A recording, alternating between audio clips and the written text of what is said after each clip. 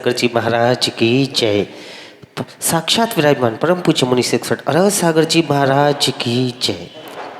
महाराज श्री के पावन सानिध्य में सायंकालीन शंका समाधान ऑनलाइन एवं लाइव जैसा भी है वैसा बहुत ही सुचारू रूप से अच्छे तरीके से चल रहा है। तो यहाँ की आज की ऑनलाइन शंका में प्रथम शंका महाराज श्री गुजरात पात्रा से रिंकल अजय शाह पूछ रही हैं। नमोस्तु महाराज जी, व्यवहार अच्छा बनाने के लिए किन किन बातों को ध्यान में रखना चाहिए, कृपया समाधान कीजिए।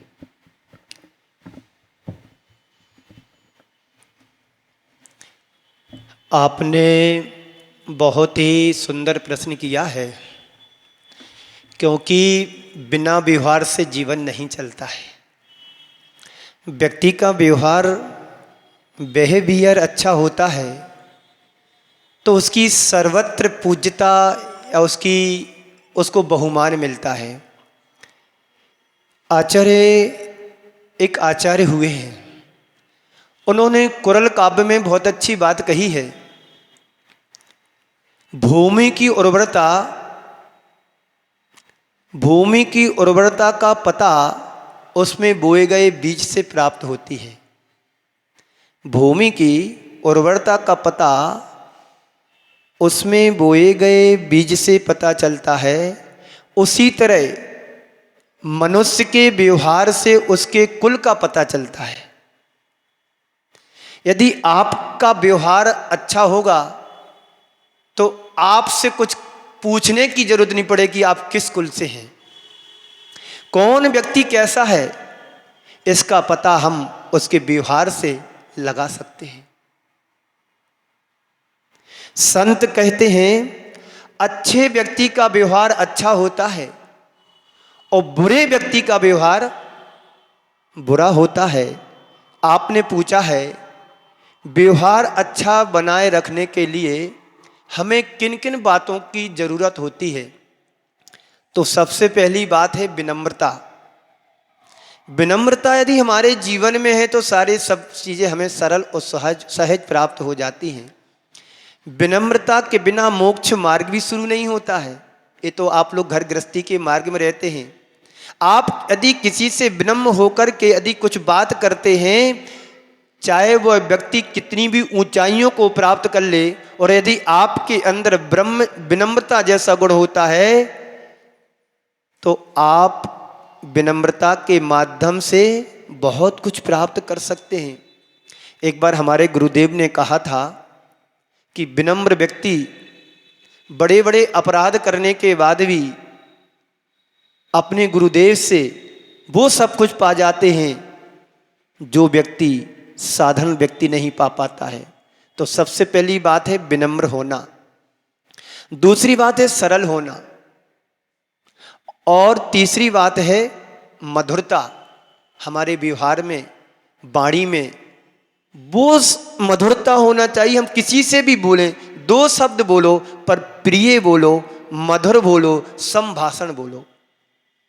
ऐसा नहीं किसी ने कुछ पूछा उत्तर भी ऐसे दे दिया जैसे तुम्हारे ऊपर पहाड़ टूट गया हो। अरे भाई, इसी वाणी से हम किसी को अपने लायक बना लेते हैं और इसी वाणी से लोगों को घायल भी कर देते हैं।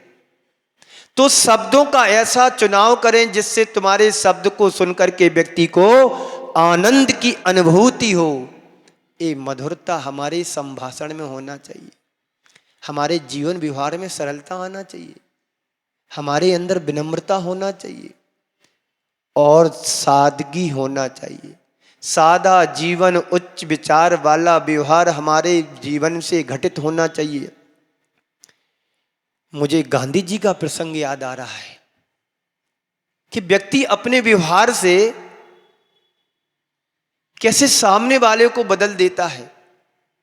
गांधी जी जब दक्षिण अफ्रीका गए, वहां पर एक व्यक्ति से उनका परिचय हुआ जिसे पादरी कहते हैं, उनका मित्र बन गया। उस पादरी ने सोचा कि ये साधारण सा व्यक्ति है, भारत से हमारे देश में आया है, यदि मैंने इसको ईसाई धर्म सिखा दिया और यदि मैंने यदि इसने मेरा ईसाई धर्म पालन कर लिया तो ये पूरे हिंदुस्तान को ईसाई बना देगा। इस भावना से ओत प्रोत होकर के उस पादरी ने एक दिन गांधी जी को निमंत्रण दिया कि आप मेरे घर पर खाना खाएंगे। किस बहाने से? यदि मैं इसको अपना खाना खिलाएंगे तो निश्चित ये हमारे धर्म को स्वीकार करेगा और हो सकता प्रभाव इतना पड़े कि भारत जाकर के सारे हिंदुओं को ईसाई बना सकता है। निमंत्रण स्वीकार कर लिया गांधी जी ने, पर एक शर्त है, मैं नॉन वेज नहीं लेता हूं, वेज लेता हूं, मैं शाकाहारी शुद्ध भोजन करता हूं। तो पादरी बोला ठीक है, हम आपकी शुद्ध भोजन की व्यवस्था करेंगे। तो रविवार उसने गांधी जी को बुलाना शुरू कर दिया। जब पहले रविवार के दिन गांधी जी उसके घर भोजन करने के लिए गए तो सुबह से वो शाकाहारी भोजन तैयार करने के लिए लग गया, जुट गया। घर में बच्चे थे, बच्चे देखते हैं कि आज हमारे पापा जी, पिताजी आज इस तरह का भोजन क्यों तैयार कर रहे? तो बच्चों ने प्रश्न कर लिया, क्या रोज की तरह खाना नहीं बनाओगे? आज कौन सा खाना बना रहे हो? बोले आज हमारे मित्र को खाना खाने पर आना है तो वो शाकाहारी भोजन करते हैं, वेज करते हैं, नॉनवेज नहीं खाते हैं। नॉनवेज नहीं खाते हैं तो ऐसा खाना तो हमारे घर में नहीं बनना चाहिए। यदि वो वेज नहीं खाते हैं तो नॉनवेज खाएंगे तो बुला मत, नहीं मत बुलाओ। नहीं, वो हमारे मित्र हैं, बहुत अच्छे मित्र हैं, उनको शाकाहारी भोजन बना रहे हैं और वही वो खाएंगे। बच्चों ने कहा शाकाहारी भोजन क्या होता है? जिसमें नॉनवेज नहीं होता, जिसमें मांस नहीं होता, जिसमें ड्रिंक नहीं होती, आदि आदि चीजें बतलाई। जब गांधी जी को बुलाया गया और गांधी जी ने शुद्ध भोजन किया और शुद्ध भोजन करने के बाद जो कुछ भोजन बचा था उन बच्चों को खिलाया गया, बच्चों को बड़ा अच्छा लगा। अब हर रविवार को वो गांधी जी आए और ये शुद्ध भोजन बनाए। धीरे धीरे उनका भोजन का प्रभाव बच्चों के ऊपर पड़ा और बच्चे कहते अब तो हम प्योर वेज खाएंगे, नॉन वेज नहीं खाएंगे, अब हमारे घर में शुद्ध भोजन बनना चाहिए।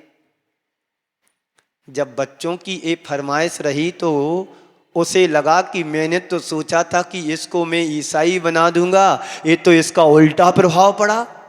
और उनकी पोशाक बिल्कुल सादगी थी, साधारण पोशाक थी। खादी के कपड़े पहनना, साधारण जीवन जीना, उच्च विचार रखना, इसका प्रभाव, गांधी जी का व्यवहार का प्रभाव उन बच्चों के ऊपर पड़ा और बच्चों ने भी संकल्प कर लिया अब आज से हम प्योर वेज खाना खाएंगे, भोजन करेंगे, मांसाहारी भोजन नहीं करेंगे। तो उस पादरी ने कहा कि गांधी जी हम आपसे अपना निमंत्रण वापस लेते हैं, हम आपको खाना नहीं खिला पाएंगे। तो कहने का तात्पर्य है कि वह गांधी जी का प्रभाव उन बच्चों पर पड़ा, उस व्यक्ति के ऊपर पड़ा। तो हम अपने व्यवहार से हर किसी के साथ अपना व्यवहार अच्छा करेंगे तो उसका हमारा व्यवहार उसके ऊपर अच्छा पड़ सकता है। और हम व्यक्ति के साथ यदि गलत व्यवहार करेंगे तो उसका गलत प्रभाव पड़ता है। इसलिए हमें अपने जीवन में विनम्रता रखना चाहिए, सादगी रखना चाहिए, सरलता रखना चाहिए और मधुरता रखना चाहिए। यदि इन चार बातों पर हम ध्यान देते हैं, ध्यान रखेंगे तो हमारे व्यवहार में समरसता आएगी। तो बंधुओं, व्यवहार को अच्छा बनाए रखने के लिए इन चार बातों को हम सबको ध्यान रखना है। कौन सी चार बातें हैं? सबसे पहली विनम्रता। विनम्रता होगी, आपका जीवन मधुर बनेगा।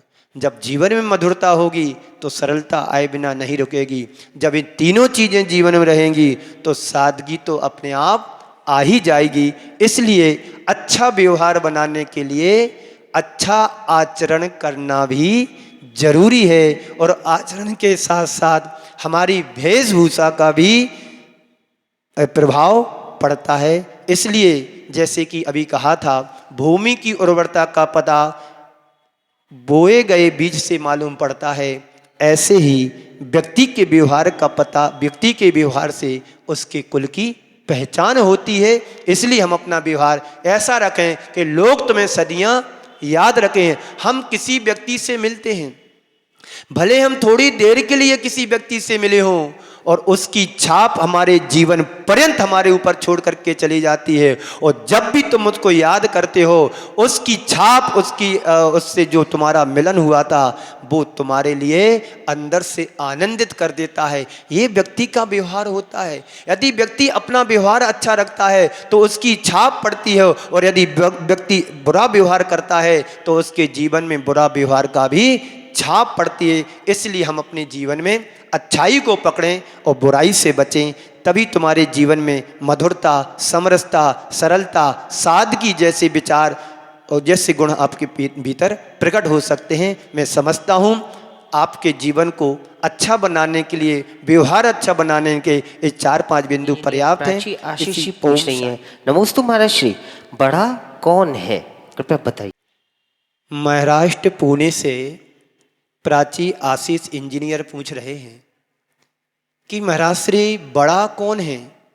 मैं आपसे पूछ रहा हूँ, आपके सामने यदि प्रश्न किया जाए बड़ा कौन है, तो आपके सामने ऐसे किस व्यक्ति की छवि उभरेगी जो बड़ा होता है? बोलो। आप लोग भी यहाँ बैठे हैं, जमींदार भी बैठे हैं, संपत्ति वैभव के शिखर पर बैठने वाले भी बैठे हैं। तो आपसे यदि पूछा जाए कि आपके सामने पूछा जाए कि बड़ा कौन है, तो आपके मानस पटल पर कैसे व्यक्ति की छवि उभरेगी? बताओ। जिसके ठाट बाट हो, जो पैसा खूब हो, जिसके पास सैकड़ों एकड़ जमीन हो, हजारों गज की जमीन हो, जिसके पास पॉश एरिया में अच्छा बंगला हो, जिसके पास लग्जरी गाड़ी हो, जिसके यहाँ नौकर चाकर काम करते हो, बड़ा उसका रुतबा हो, है ना, और खूब पैसे वाला हो, अनाप शनाप खर्च करने वाला हो, सुरा सुंदरियों में पानी की तरह पैसा बहाने वाला हो, और धर्म के क्षेत्र में कटौती करने वाला हो, वही ना बड़ा आदमी है। पर संत कहते हैं बड़ा आदमी ये नहीं जहां पर ये सब चीजें पाई जाती। बड़ा आदमी यह नहीं है, ये नहीं है जिनके पास ये सब चीजें पाई जाती हो, अपितु बड़ा आदमी तो वह है जिसके पास जाने के बाद तुम्हें कभी छोटा महसूस ना करना पड़े, वो बड़ा आदमी है। बात समझ रहे ना? फिर से दोहराता हूं, बड़ा आदमी वह कहलाता है जिसके पास सब चीजें हो, वह नहीं, अपितु बड़ा आदमी वह है जिसके पास जाने के बाद तुम अपने आप को छोटा महसूस ना करो, वो बड़ा आदमी है। बहुत गहरी बात कही गई है आचार्य भगवंतों ने। वह बड़ा आदमी है, विनम्र व्यक्ति की पहचान है कि वह चाहे कितनी भी ऊंचाइयों को छू ले,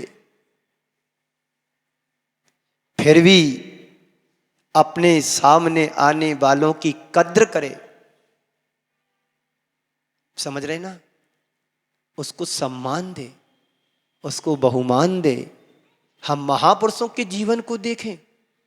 महापुरुषों के जीवन में रामचंद्र जी हुए हैं, महावीर हुए हैं, अनेक महापुरुष हुए हैं। इन सबके जीवन में विनम्रता थी, सद्गुणों के भंडार थे, लेकिन अहंकार नहीं था, अहम नहीं था। और बल्कि अहम होता भी है तो अहम को गला करके अहम को प्राप्त कर गए, वो बड़ा आदमी होता है जिसे अपनी आत्मा की पहचान हो जाती है, जिसकी दृष्टि में सब समान दिखाई देते हैं। छोटे से भी बात करेगा तो बड़ी विनम्रता से बात करता है, वो बड़ा आदमी है। R.K. मार्बल को बड़े सम्मान से नाम लिया जाता है। वो अपने कर्मचारियों से भी बात करते तो जी लगा करके बोलते हैं। एक बार प्रमाण सागर जी महाराज ने उनके वहां शंका समाधान किया और पूरा का पूरा उन्होंने अपना परिसर, ऑफिस सब कुछ दिखाया जो अरबों का है।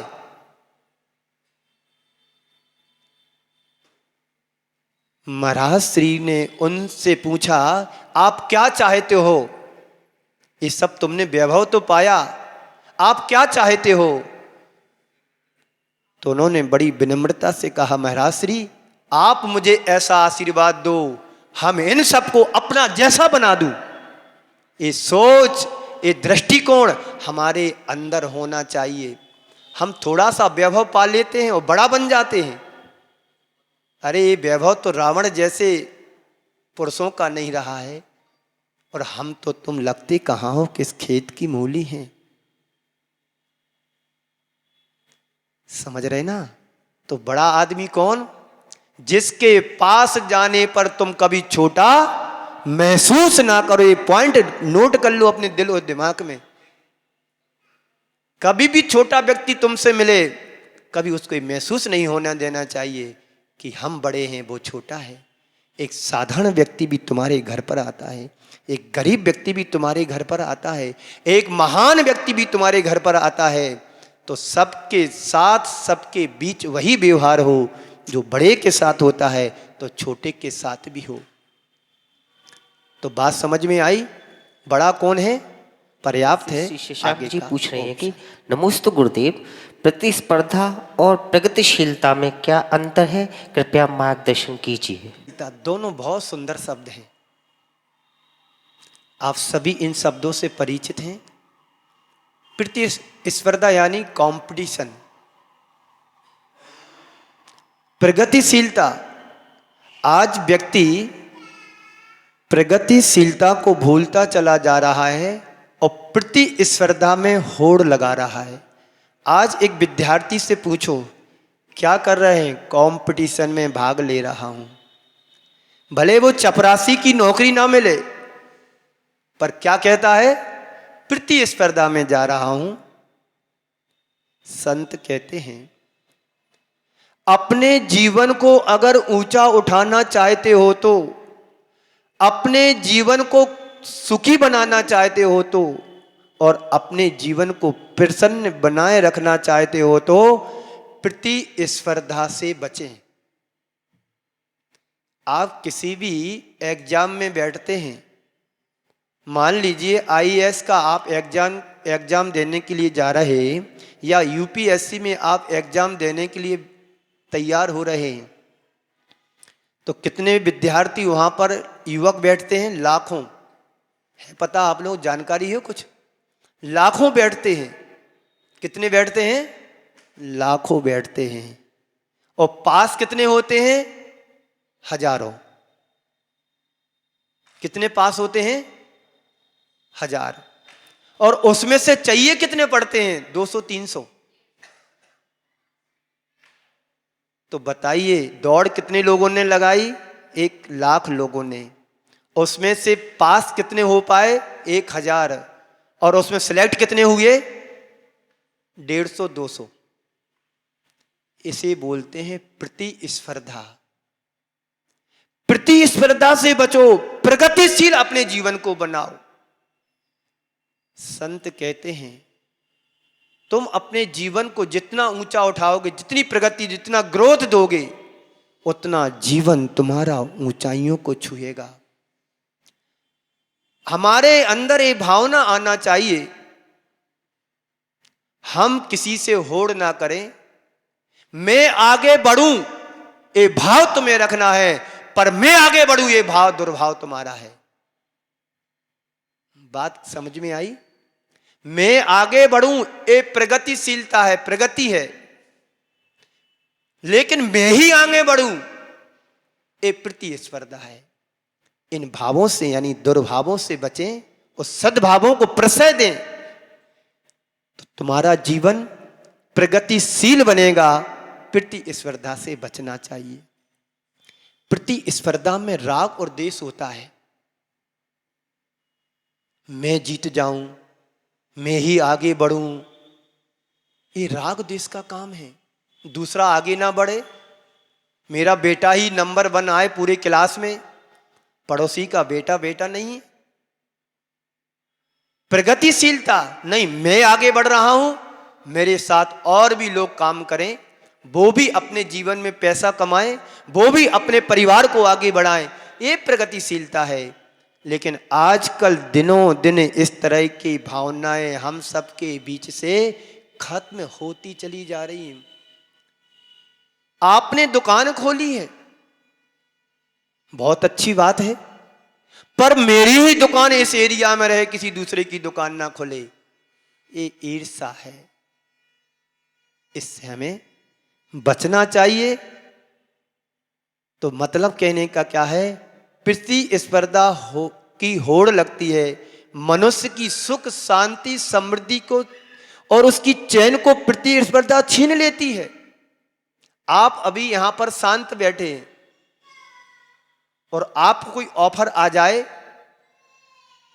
कि 4 व्यक्ति के लिए ये ऑफर है कि इस चीज की एजेंसी देना है, तो चारों दौड़ लगाएंगे और मिलना एक को है।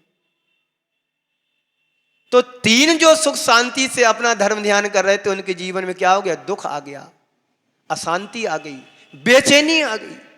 तो इस तरह की प्रतिस्पर्धा से हमें बचना चाहिए और इसलिए अपनी ग्रोथ को आगे बढ़ाओ, प्रगतिशीलता जीवन में लाओ, प्रगतिशील हमेशा बनने का प्रयत्न करो और प्रतिस्पर्धा से बचने का पुरुषार्थ करो कि हम इन चीजों से मोनाक्षी वृद्धि पूछ रही है कि नमोस्तु महाराज, इतना सब कुछ करने पर भी, दान पूजा पाठ करने पर भी वांछित फल क्यों नहीं मिलता है? कृपया समाधान कीजिए। ये प्रश्न आपका ही नहीं है, ऐसे अनेक लोगों के जीवन में उत्पन्न होते हैं कि मैं इतना दान करता हूँ, सुबह से आकर के पूजा पाठ भी करते हैं, स्वाध्याय भी करते हैं, लेकिन हमारे जीवन में वो हमारे वांछित फल क्यों नहीं मिल रहा है? मैं जहाँ भी अच्छा कार्य करने को जाता हूँ वहीं पर मुझे विफलता मिलती है, सफलता नहीं मिलती है। तो इससे मतलब है कि पूजा पाठ हमारे लिए कोई कार्यकारी नहीं है। तो ऐसी पूजा पाठ करने से मतलब क्या है, जो हम पूजा पाठ भी करें और असफलता भी ना मिले? बात सही है, लेकिन ध्यान रखना,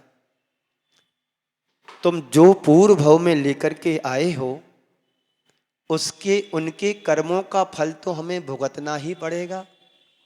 आपने इतना अच्छा पुण्य किया होता तो आज तुम्हें दरिद्रता नहीं मिलती, आज तुम्हें अभावग्रस्त नहीं होना पड़ता, आज तुम्हें सारी सुख सुविधाएं ऐसो आराम की सारी चीज मिलती है।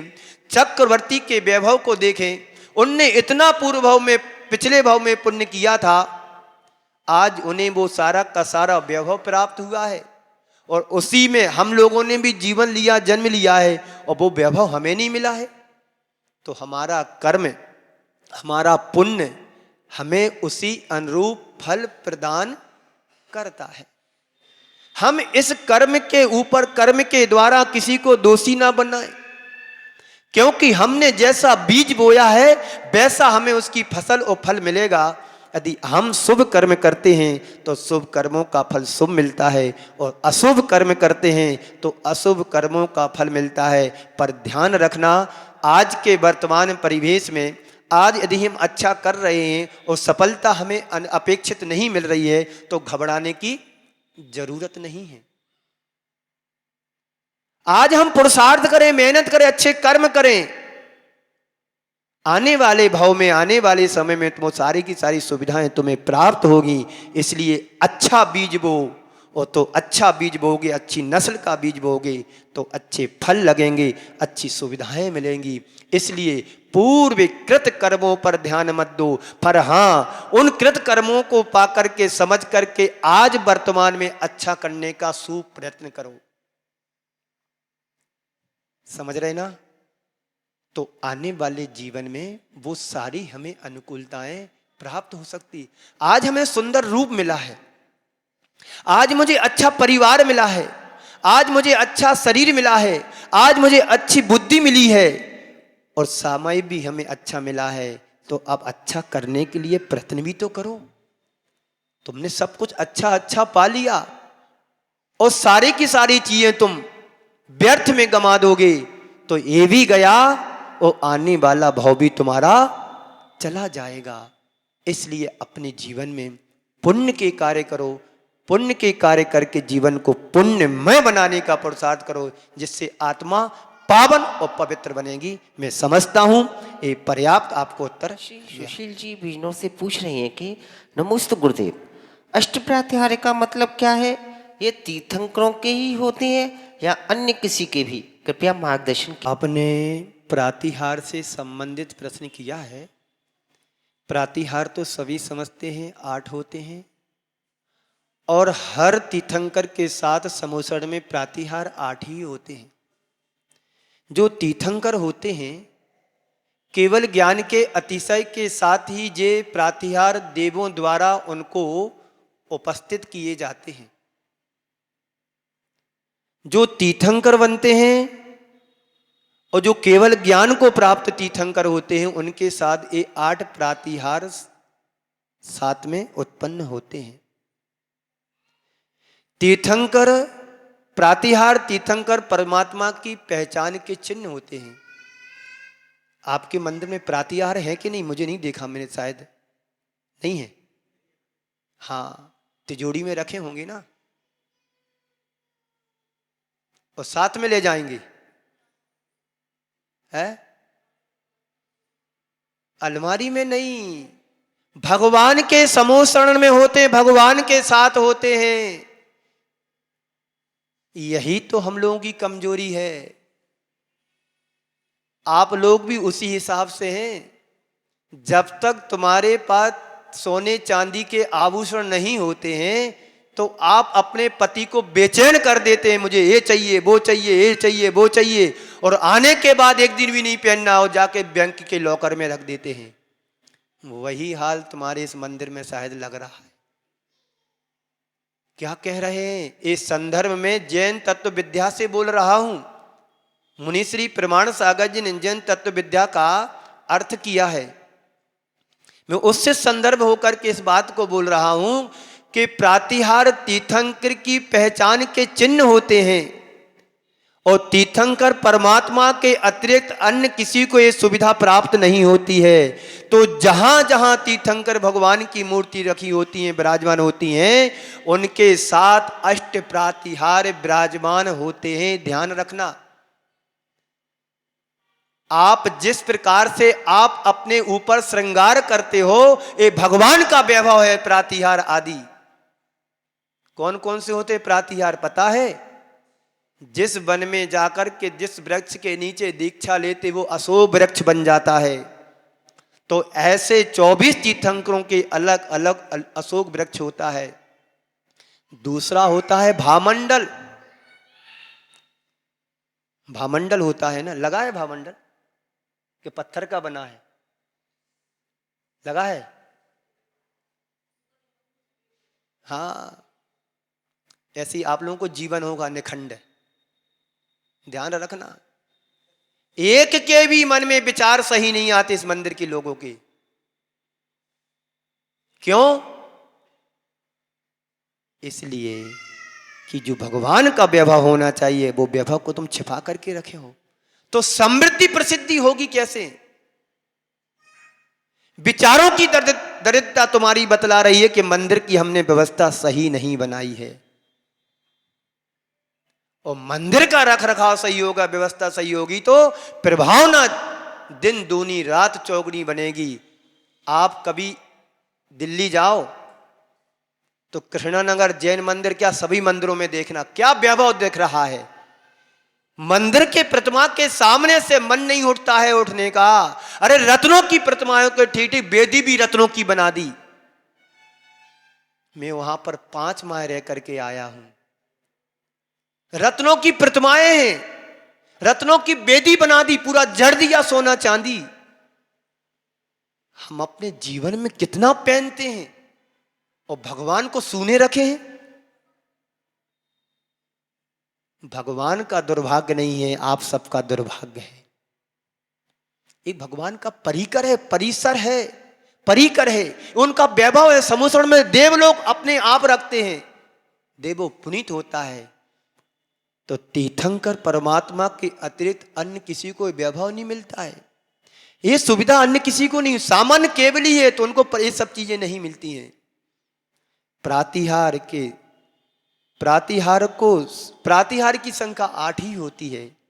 ये वे ही अरिहंत कहलाते हैं जिनके ये सारे सुविधाएं युक्त होती हैं। और प्रातिहार की शाब्दिक संरचना से भी यह तथ्य स्पष्ट होता है कि प्रतिहारा एवं प्रतिहारा सुरपति नियुक्तः देवास्तेषां कर्माणि कृत्याणि प्रातिहार्याणि।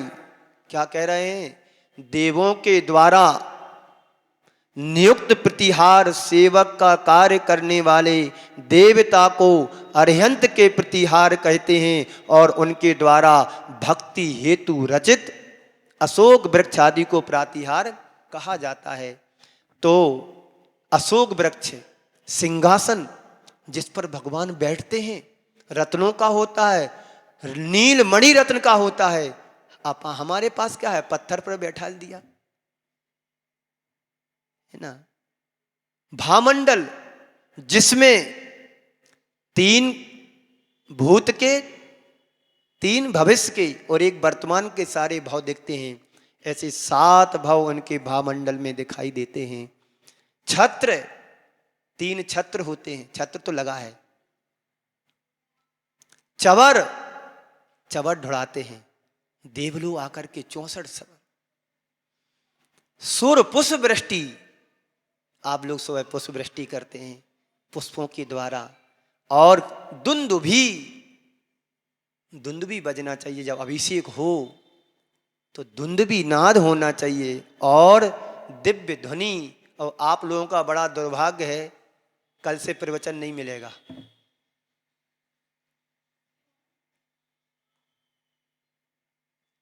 तो ये 8 चीजें जिस तीर्थंकर के साथ होती हैं समूषण में, वो अरिहंत परमेष्टि कहलाते हैं। उनके प्रातिहार उनका वैभव है। इसलिए भगवान के साथ हमें ये वैभव रखना चाहिए। व्यवस्था हो तो रखें और नहीं हो तो एक एक व्यक्ति एक एक प्रातिहार बनवा करके अपने कर कमलों से भेंट करें, पुण्य कमाए, साथ ही साथ पुण्य कमा करके अपने जीवन को कृतार्थ करें। ये अवसर बड़े पुण्य आत्मा जीवों को मिलता है। बड़े पुण्य आत्मा जीवों को एक अवसर मिलता है कि जब हम कहीं भगवान के लिए उपकरण दान कर सकें। भगवान को जरूरत नहीं है, वे तो सिद्ध अवस्था को प्राप्त हो चुके हैं, लेकिन जो अरिहंत अवस्था के उपकरण होते वो तो हमें रखना चाहिए। तो समझता हूं ये प्रातिहार का महत्व और उनका स्वरूप है। कल से नहीं मिलेगा। चलिए अब यहीं के लोगों को महाराज जी के चरणों में बार बार नमोस्तु महाराज जी, नमोस्तु महाराज जी, नमोस्तु महाराज जी। महाराज जी हमें ऐसा क्या प्रयत्न करना चाहिए जब तक हमें मोक्ष की प्राप्ति ना हो तब तक हमें जैन कुल में ही जन्म मिलता रहे। बहुत सुंदर। जब तक मुझे मुक्ति ना मिले तब तक प्रभु के चरणों का दर्शन होते रहना चाहिए। बहुत सुंदर आपने बोला है। उसके लिए हमारे आचार्यों ने लिखा है, समाधि भक्ति कहाँ है? उन्होंने कहा है हम भगवान की भक्ति करें और प्रभु की भक्ति को पाकर के अपने जीवन को धन्य करें। आपने पूछा है ऐसा क्या करें भव भव में भगवान के दर्शन मिलें। मैं आपसे इन 4 पंक्तियों से उत्तर देना चाहता हूँ।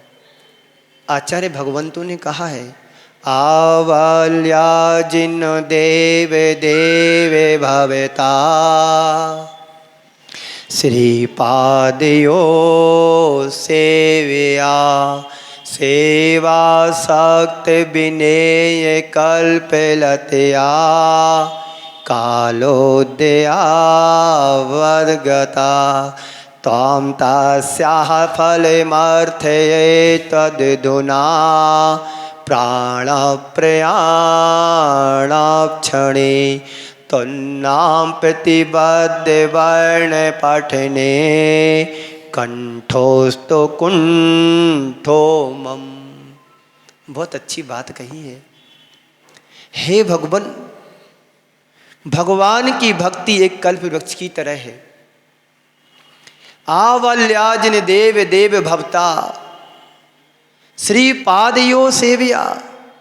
हे भगवन, हे देवादिदेव, आपके श्री चरण कमलों की सेव्या यानी सेवा करते करते संसार रूपी सागर से मैं पार होऊं, तोम आपके फल मर्थ है तद्दुना। एक ही कामना है प्रभु, जब भी मेरे प्राण निकले इस तन से तो नाम प्रतिबद्ध वर्ण पठने खंटोस्त कुंठो मम। हे भगवान, आपकी भक्ति करते करते संसार से जाऊं और जब भी आपकी हमारे इस तन से प्राण निकले तो हमारे कंठ अवरुद्ध नहीं होना चाहिए, इस कंठ से आपका नाम निकलता रहे अंतिम श्वास तक। ये भावना हमें प्रभु के चरणों में भाना चाहिए। आवल्या जन देव देव भवता श्री पाद यो सेव्या। आपके श्री चरणों की सेवा करता रहूं। हे भगवान, मुझे इतनी शक्ति दो कि यह भव भी मेरा समले और पर भव मेरा सुधरे। हम संसार की बातें तो बहुत करते हैं, धर्म की बात करने की जब बात आती है तो सबसे पीछे हो जाते हैं। पर होना क्या चाहिए था? क्या होना चाहिए? सबसे पहले में अरे थोड़ा सा भक्ति कर लोगे, थोड़ा सा दान पूजा कर लोगे तो कभी दुबले नहीं होगे। अरे वो मिलेगा तुम जो चाहते भी नहीं थे। यहां पर थोड़ा सा कष्ट उठा लो, एक कष्ट तुम्हारे जीवन के लिए इष्ट बनेगा। परभव में जाकर के स्वर्गों की संपदा मिलेगी जो तुमने सोचा भी नहीं था।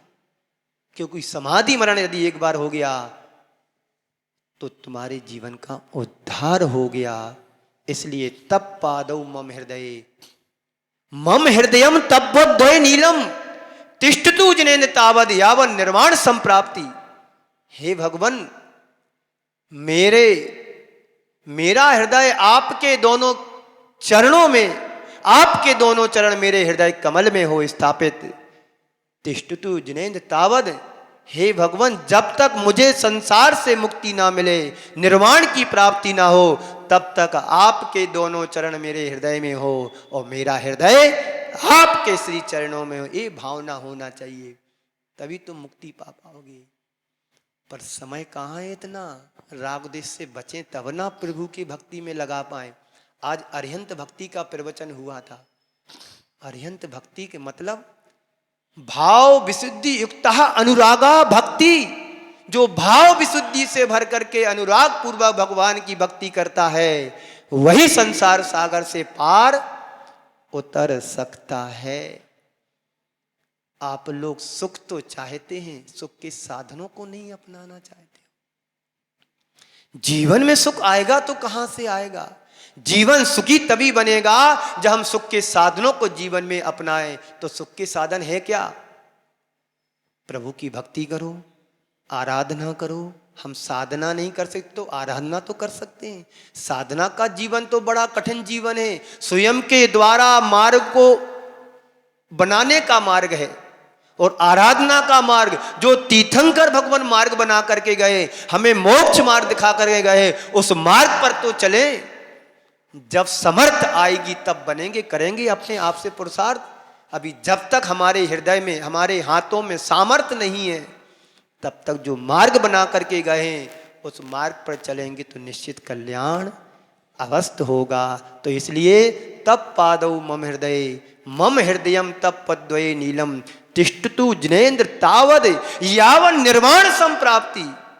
जब तक मुझे निर्वाण की प्राप्ति नहीं होती तब तक ये प्रयत्न पुरुषार्थ अपेक्षित है। हे गुरुदेव, आपके चरणों में त्रिवार नमोस्तु नमोस्तु नमोस्तु। गुरुदेव, मेरे मन की जिज्ञासा ये है आज की कि जो हम लोग यूथ हैं, जो आजकल के बच्चे हैं, वो दिन में इतना बिजी रहते हैं, ना तो वो धर्म में लग पाते हैं ना किसी चीज़ में।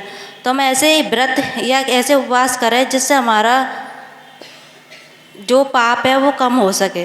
मैं सुधार के बोलता हूँ, आज की न्यू जनरेशन ऐसा क्या करे जो धर्म के मार्ग से जुड़े। यही आप शायद कहना चाह रहे हैं।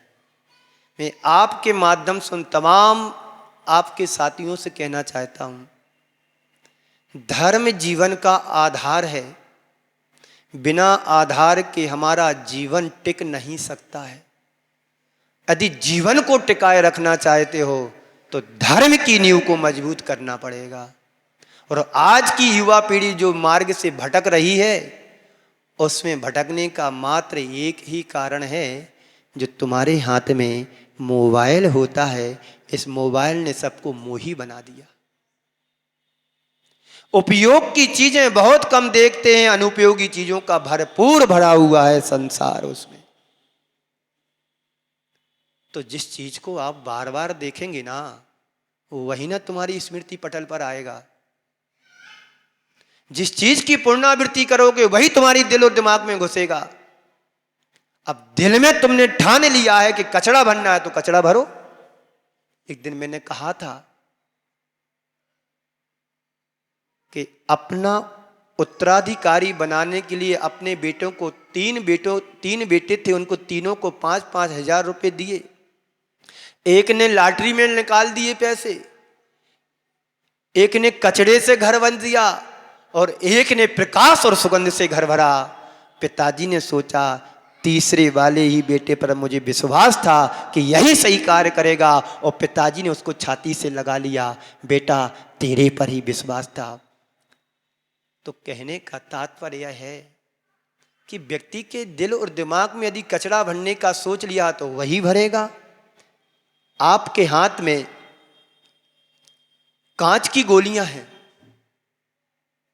और अचानक तुम्हें कंचन मिल जाए, डायमंड की गोलियां मिल जाएं, तो आप क्या करोगे? कांच की गोलियां फेंकोगे कि नीचे का बटोरोगे? बोलो। नहीं महाराज, इतने तो समझदार हैं, यदि अच्छी चीज से अपेक्षा से अच्छी चीज मिलती है उसको लेंगे, इसको फेंकेंगे। बस तुम्हें जो जीवन मिला है सोने की भांति, हीरे की भांति जीवन मिला है, और कांच की गोलियों में तुम समय गमाओगे तो जीवन में कुछ भी नहीं पा पाओगे। तो इस युवा पीढ़ी को कांच की गोलियों को छोड़ करके हीरे चांदी जवाहरत की गोलियों को पकड़ना चाहिए। तो वो है हमारा धर्म, जो अरिहंत प्रभु हैं, उस अरिहंत प्रभु की बात को, अरिहंत प्रभु के दर्शनों को, अरिहंत प्रभु के गुणों को, गुणानुवाद को ग्रहण करो और कांच की गोलियों को छोड़ो। हमारे गुरुदेव कहते हैं हम लोगों को सब कुछ अच्छा मिला है, पर हीरे मतलब ज्वार बाजरा के व्यापार में अटक गए। हीरे जवाहरात के व्यापार को छोड़ करके ज्वार बाजरा बेचने में लग गए। यानी तुमने बहुमूल्य जीवन पाया और विषयों में अपना जीवन गंवा रहे हो। तो ज्वार बाजरा का ही तो व्यापार है। तो अपनी आने वाली पीढ़ी को कैसे धर्म से जोड़ें? तो धर्म का थोपे नहीं, धर्म को इतना सरल बना करके चलें कि धर्म हमारे जीवन का आधार है, ये हमारा परम कर्तव्य है। ये धर्म हमारे प्राणों से भी प्रिय है। यदि ये समझ हम सबके अंदर आ जाए तो कभी आप धर्म को नहीं छोड़ोगे, क्योंकि कल्याण इसी से है। जहाज का पक्षी होता है, वो सोचता है कि संसार तो बहुत बड़ा है, पूरे समुद्र में भटकता रहता है और उसको आना उसी स्थान पर पड़ता है जहां से उड़ान भरी थी। ऐसी आप लोग अभी संसार की चकाचौंध में भटक लो, जितना भटकोगे उतने परेशान होगे, और एक दिन सब चकाचौंध को छोड़ करके धर्म के स्थल पर आना पड़ेगा, तभी तुम्हारा कल्याण होने वाला। ऐसा क्यों हुआ? संस्कृत क्यों कठिन लगती है? संस्कृत कठिन क्यों लगती है? क्योंकि उसका हमारा अभ्यास नहीं है। चरे वेती चलते रहो तो एक दिन मंजिल मिलेगी, करे वेती करोगे तो सफलता मिलेगी। प्रयास करो, अभ्यास करो, सीखने का पुरुषार्थ करो। कोई भी चीज इस संसार में असंभव नहीं है। असंभव को भी संभव बनाने वाले भी जीवधारी इस जगत में है, लेकिन हमारा पुरुषार्थ मेहनत मांगता है। सफलता तभी मिलेगी जब आप पुरुषार्थ करोगे, मेहनत करोगे। अभ्यास किया नहीं और कहते कि हमें समझ में नहीं आता है। अरे एक बार समझ में नहीं आता है, 2 बार नहीं आता है, अभ्यास करने से सब कुछ हो जाता है। करत करत अभ्यास के जड़मति होत सुजान, रस्सी आवत जात है सिल पर होत निशान। जो इतनी कोमल मृदु रस्सी है और एक पत्थर को काट देती है, एक दिन में नहीं बरसों लग जाते हैं, तो ऐसे ही कोई भी चीज जल्दी समझ में नहीं आती है। इसके लिए एक मंत्र देता हूं, चाहिए बुद्धि को बढ़ाने के लिए, बुद्धि को क्षयोपम को बढ़ाने के लिए मंत्र है। ये नहीं कहना कि हमने तो एक दिन माला फेरी अब याद ही नहीं हो रहा है। ये मंत्र भी जब काम करेगा जब तुम श्रद्धा से जाप करोगे और नियमित करोगे, एक दिन नहीं पूरी जिंदगी भी निकल जाए तो कोई भी पीछे नहीं हटना।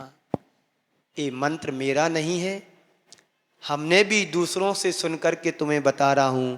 हमारे जितने भी साधु संत हैं इसी मंत्र को बताते हैं। इस मंत्र को बताने का मतलब उससे लाभ हुआ होगा ना, तभी ना कोई साधु संत तुम्हें बताएगा। साधु संत कभी झूठ तो बोलता नहीं है, क्योंकि महावृत्ति होता है। और ऐसी चीज क्यों बताएगा जिससे तुम्हें नुकसान हो। साधु संत स्वयं परेशान हो जाता है पर अपने भक्तों को परेशान नहीं करता है। पर आज की बड़ी विडंबना है कि भक्त परेशान करते हैं अपने संतों को। समझ में आ रहा है? तो मंत्र क्या है? ओम ह्रीम अरिहम नमः। ओम ह्रीम नमः की जाप करो, अरिहम नहीं, ओम ह्रीम नमः। क्या पढ़ना है? ओम ह्रीम नमः या ओम ह्रीम अरिहम नमः। दोनों मंत्र हमारे लिए अपने क्षयोपम को बढ़ाने के लिए हैं। ओम ह्रीम अरिहम नमः, ओम ह्रीम अरिहम नमः, ओम ह्रीम अरिहम नमः की जाप करो। इससे तुम्हारा क्षयोपम बढ़ेगा, बुद्धि बढ़ेगी और तुम्हें जीवन में सफलता प्राप्त होगी। यदि हमारे जीवन में कोई सामंजस्य बैठ नहीं रहा हो, पारिवारिक जीवन हो या पति पत्नी के संबंध हो या कोई भी ऐसी चीज हो, उसके लिए मैं एक मंत्र बता रहा हूं। उस मंत्र की डेली आराधना करो, डेली उसका जाप करो, निश्चित 90 दिन में आप उसका रिजल्ट पाना। बरसों के बिगड़े हुए संबंध तुम्हारे मेल खा जाएंगे, बता दूं, क्योंकि कल तो कुछ होना ही नहीं है। आज ही जो कुछ है हो जाए। बता दूं मंत्र, ओम ह्रीम अरहम नमो, ओम ह्रीम अरहम नमो पदारु सारिणम परस्पर विरोध विनाशनम भवतु। ओम ह्रीम अरिहम नमो पदारु सारिणम परस्पर विरोध विनाशनम भवतु। ये मंत्र है। इस मंत्र की नियमित जाप करोगे, निश्चित तुम्हारे आपसी संबंध जो वर्षों से बिगड़े हुए, चाहे सामाजिक संबंध हो, पारिवारिक संबंध हो या पति पत्नियों के बीच के संबंध हो, भाई बहन के बीच के जो दरारें बनी हुई, कॉम्बिनेशन गैप बढ़ गया है, ये सारे के सारे आप 1 महीने भी इसका असर आप प्राप्त कर सकते हैं। ओम ह्रीम अरहम नमो पदाणु सारिणम परस्पर विरोध विनाशनम भवतु। मैं रोज शांति धारा पढ़ता हूं। 64 रिद्धि मंत्र हैं, ये बीजाक्षर हैं और ये ऐसे बीजाक्षर हैं कि ब्रह्मांड को हिलाने की क्षमता रखते हैं। साधारण मंत्र नहीं है, लेकिन हमें उपयोग इसका करना है, भक्ति भाव से और श्रद्धा से करना है। उसका असर आपके जीवन में अवश्य पड़ेगा। और कोई है? बस हो गया। मेरा प्रश्न है, रात को भोजन क्यों नहीं करना चाहिए? से पूछ रहा है दिन में क्यों करना चाहिए। भाई रात्रि में नहीं करने तो फिर दिन में करना चाहिए। जो रात्रि में क्या होता है, रात्रि के भोजन में सूर्य की किरणों में ऐसी कुछ विशेषता होती है जिसमें सूक्ष्म जीवों की उत्पत्ति नहीं होती है। इसलिए हमारे आचार्यों ने श्रावकाचार्य में कहा है, आलोकित नहीं तत्वार सूत्र में कहा है, श्रावकाचार्य में भी उद्धृत है, आलोकित पान भोजनानी, सूर्य के प्रकाश में बनाना है और सूर्य के प्रकाश में ही खाना भोजन करना है।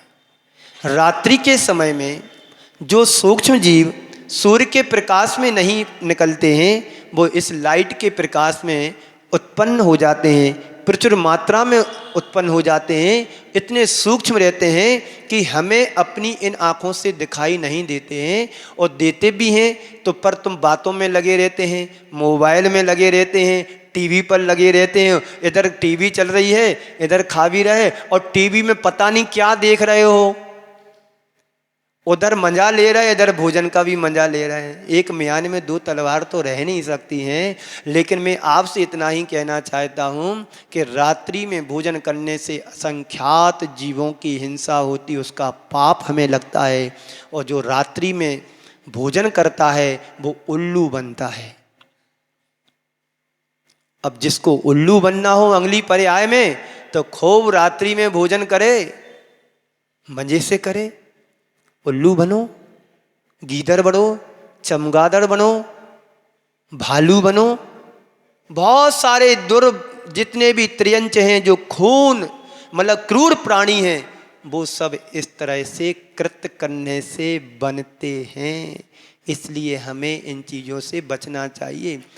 और रात्रि में भोजन नहीं करोगे तो मैंने एक दिन कहा था कि यदि 6-12 घंटे का रात्रि भोजन का त्याग करते हैं तो महीने में 15 दिन का उपवास का फल मिलता है। जब महीने में 15 दिन का मिलेगा तो साल भर में 6 माह का उपवास का फल मिलता है। तो कितने सारे फायदा हैं।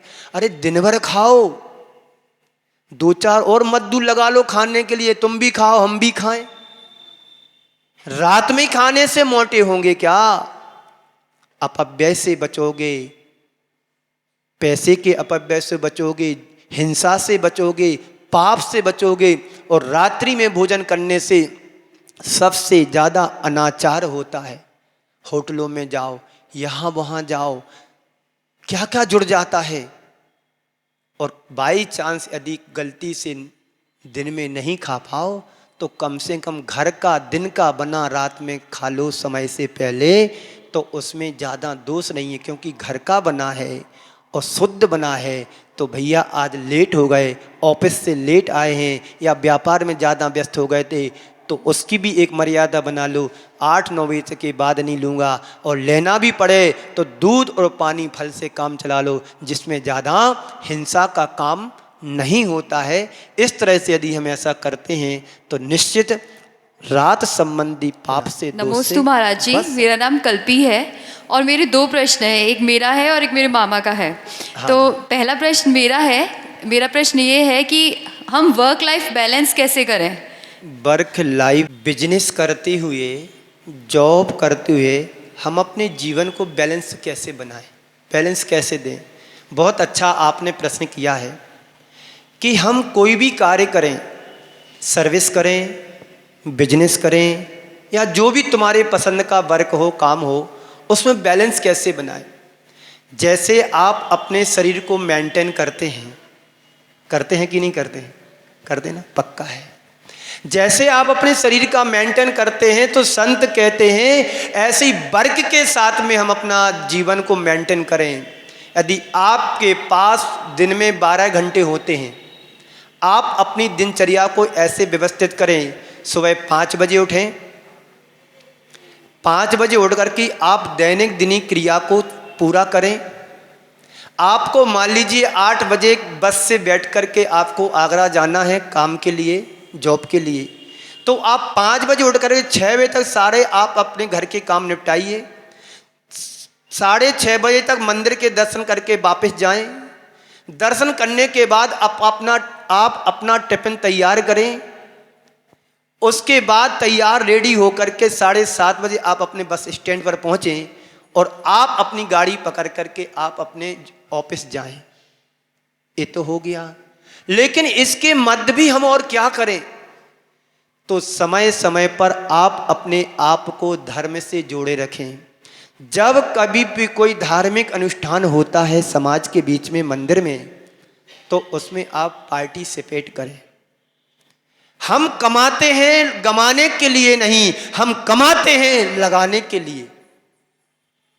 यदि आप 60-80 हजार रुपये महीने कमाते, कितना कमाते? स्टार्टिंग ईयर तक काम है। कितना है? 25 है। अच्छा 25 है, कोई बात नहीं। मैंने आपकी पर्सनालिटी को देख करके बोल दिया था। आप जो भी कमाते हैं उसमें से 10% आपको सेविंग करना है दान के लिए। यदि 25,000 तुम कमाते हो तो 10% कितना हुआ? 2500 हो गया। 2500 हो गया। 2500 रुपए पर तुम्हारा अधिकार नहीं है, ये परमात्मा के लिए है, परमात्मा का ही है। चाहे बिजनेस करो, चाहे सर्विस करो, चाहे कुछ भी करो, और कुछ भी नहीं करते हैं फिर भी 10% तुम्हें अपनी आय में से देना है। चाहे पति करता हो तो उसकी आय में से देना है, पर 10% लगाना है। और दूसरी बात, धर्म से जोड़ करके रखना है। तीसरी बात, यदि तुम्हारी शादी नहीं हुई, जब शादी हो जाए तो अपना समय निकाल करके अपने पति को समय देना। सबसे ज्यादा झगड़ा इन्हीं चीजों पर होता है। तीसरी बात, जब बच्चे आ जाएं तो कुछ समय निकाल करके 25% आप अपने बच्चों पर दो, ध्यान दो। जब बच्चे होते तो हमें बच्चों जैसा बनना पड़ेगा। ये तुम्हारी लाइफ मैनेजमेंट का फंडा है। अभी आप वर्क के टाइम में अपने आप को एडजस्ट कैसे करें? तो एडजस्ट ऐसे ही करना है कि घर के काम भी निपटाना है, जॉब भी करना है, अपने लिए जीवन के लिए भी समय निकालना है, और कुछ आत्मा और परमात्मा बनाने के लिए समय निकालना है। यदि थोड़ा थोड़ा समय अपने हर चीज के लिए दोगे तो तुम्हें जीवन में कभी कठिनाई और तकनीकी प्रॉब्लम नहीं। का प्रश्न ये है कि पूजा के लिए लोग सुबह आते हैं तो बहुत जल्दी मचती है कि चलो जल्दी जाना है घर पे। पूजा मतलब जल्दी में क्यों होती है ये ना? मंदिर के धर्म के प्रति कटौती क्यों महाराज जी होती है जल्दी? बहुत सुंदर मैं बोलने वाला था। आपने सार के संसारी प्राणियों के पास सबसे ज्यादा समय है पर धर्म के लिए सबसे कम। यदि आप डेली पूजन करते हैं और यदि आपको सुबह कहीं जाना है तो उस दिन आप दर्शन करके मात्र काम चला करके आप काम पर निकल जाते हैं। आप डेली दर्शन मात्र करते हैं और तुम्हें जरूरी काम से कहीं बाहर जाना है तो आप उस दिन दर्शन करके नहीं जाते, यूं ही चले जाते हैं। भैया, धर्म करत संसार सुख, धर्म करत निर्माण, और धर्म पंथ साधे बिना नर त्रियंच समान। समझ रहे ना? तो धर्म से ही निर्माण है और धर्म से ही संसार का सुख मिलता है, और धर्म के बिना नरक त्रियंच के बराबर कहा गया है। कटौती करो कहां? पाप के क्षेत्र में। कटौती करो वहां पाप के क्षेत्र में, और धर्म के क्षेत्र में तो खुले हाथ से लुटाओ। अरे बड़े पुण्य से तुम्हें मानव जीवन मिला है, नर रत्न मिला है, और यूं ही हमने गमा दिया तो कुछ हाथ जाने वाला तो क्या करना है? धर्म के क्षेत्र में कटौती नहीं। और एक बात और कहता हूं, कभी हो भी जाए इमरजेंसी में और रोज अभिषेक करते हैं और प्रायश्चित में कुछ रस का त्याग कर दो कि आज मैं दर्शन से काम चलाया, अभिषेक नहीं किया है, तो मैं एक रस का त्याग कर देता हूं, बराबर पुण्य मिलेगा। क्योंकि हमारी श्रद्धा उससे जुड़ी होना चाहिए। और जब तक श्रद्धा नहीं होगी तो ये भाव भी अंदर से नहीं आएंगे कि हमने प्रायश्चित लेना है कि नहीं लेना। लोग तो ये सोचते हैं चलो अच्छा हुआ आज पूजा करने नहीं मिली, चलो काम बन गया, आज अभिषेक करना नहीं है, चलो काम बन गया। बहाना ढूंढते हैं। धर्म करने के लिए बहाना मत ढूंढो। बहाना ढूंढो कि धर्म कैसे करें हम, ये भाव होना चाहिए। समझ में आ रही बात? तो नियम लो आज से। अस्वस्थ अवस्था में कोई विशेष काम आ जाए उसको छोड़ करके बाकी समय हम अभिषेक और पूजन पाठ से जुड़ेंगे, जिससे आत्मा का कल्याण कर सकूं। ओम शांति। नमोस्तु।